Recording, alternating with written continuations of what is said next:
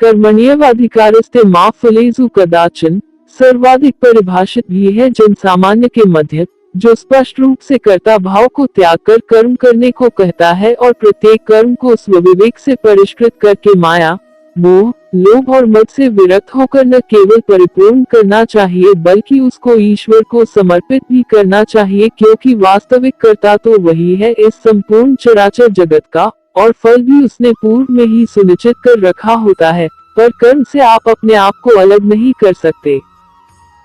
कर्मों की संख्या 8 बताई गई है। ये कर्म है 1, ज्ञानावरणीय कर्म, वो कर्म जिससे आत्मा के ज्ञान गुण पर पर्दा पड़ जाए, जैसे सूर्य का बादल में ढक जाना। 2, दर्शनावरणीय कर्म, वो कर्म जिससे आत्मा की दर्शन शक्ति पर पर्दा पड़ जाए, जैसे चपरासी बड़े साहब से मिलने पर रोक लगा दे। 3, वेदनीय कर्म, वो कर्म जिससे आत्मा को साता का सुख और असाता का दुख का अनुभव हो, जैसे गुड़भरा हंसिया मीठा भी और काटने वाला भी। 4, मोहनीय कर्म, वो कर्म जिससे आत्मा की श्रद्धा और चारित्र गुणों पर पर्दा पड़ जाता है, जैसे शराब पीकर मनुष्य नहीं समझ पाता कि वह क्या कर रहा है। 5, आयु कर्म, वो कर्म जिससे आत्मा को एक शरीर में नियत समय तक रहना पड़े, जैसे कैदी को जेल में। 6, नाम कर्म, वो कर्म जिससे आत्मा मूर्त होकर शुभ और अशुभ शरीर धारण करे, जैसे चित्रकार की रंग बिरंगी तस्वीरें। 7, गोत्र कर्म, वो कर्म जिससे आत्मा को ऊंची नीची अवस्था मिले,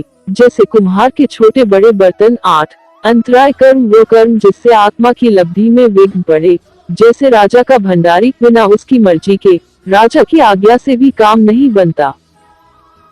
कर्मों का फल जिस तरह तुबी पर मिट्टी की तह जमाने से वह भारी हो जाती है और डूबने लगती है, उसी तरह हिंसा, झूठ, चोरी, व्यभिचार तथा मूर्छा, मोह आदि आसुरूप कर्म करने से आत्मा पर कर्मरूप मिट्टी की तह जम जाती है और वह भारी बनकर अधोगति को प्राप्त हो जाती है।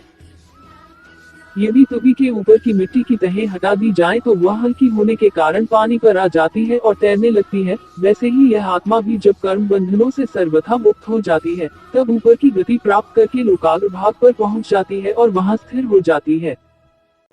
धीरे धीरे रे मना, धीरे सब कुछ होए, माली सींचे सो घड़ा, ऋतु आए फल होए। इसलिए हमें फल की चिंता किए बिना बस सत्कर्म करते रहना चाहिए। श्री कृष्ण के इस आप्तवचन का ये भी अर्थ है कि हमें निष्काम कर्म करना चाहिए, जो हमारी मुक्ति का साधन बनेगा। कर्मेषु गहनुगति, अर्थात कर्म पीछा नहीं छोड़ते।